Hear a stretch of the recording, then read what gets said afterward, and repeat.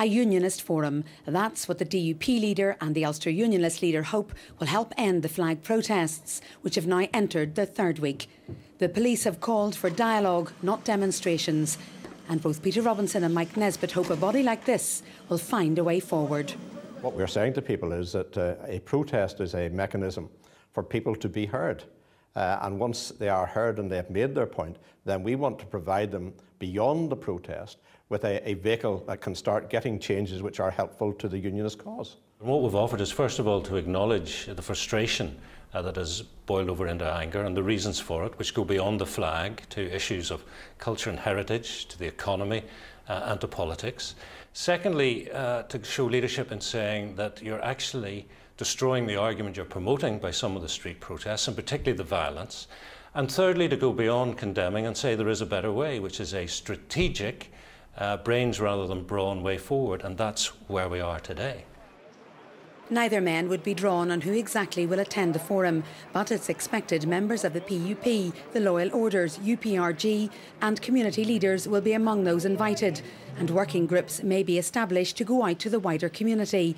The agenda for the first meeting will be a strategy for addressing the flags issue, measures to increase voter registration, strengthening British cultural identity, parades and deprivation in the unionist community.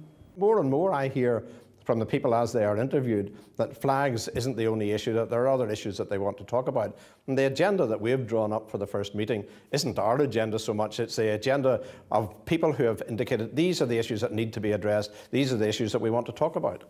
How can you avoid this turning into a talking shop? What we have to do is focus on seeing where the consensus is, because as you meet groups individually, you understand that they're not all in the same place. You also understand that some of them have their own self-interest at heart. They have an agenda which is theirs and theirs alone. So the value of bringing everybody together is that you see where everybody is and how far apart they are. And if you can achieve a consensus, then you can reach out to the rest of the community with a single voice. And it has to be about a lot more than flags. It has to be about culture, it has to be about the economy, it has to be about politics. So we'll discuss flags, we can discuss the new arrangements for how we elect a First Minister. Everything should be on that table.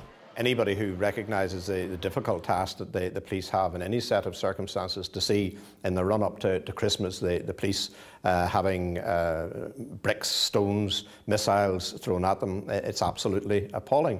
To see traders who have had a difficult time all year with the global economy and the place that it is, hoping that the last few weeks that they have in the run-up to Christmas might bring them some respite, not being able to get people through their doors, people wanting to go about their day-to-day business, collect their children, go to work, come from work, get down to do their shopping, not being able to do it. That isn't the kind of Christmas that anybody wants to see in Northern Ireland. So we're saying, here is a vehicle. Your protest has been heard. Come and talk to us. There is no need for anybody to be out in the streets. There is a vehicle now through which people can engage. The forum is expected to hold its initial meeting in Parliament buildings as soon as it's practically possible. Jane Lockery, UTV Live Tonight, Stormont.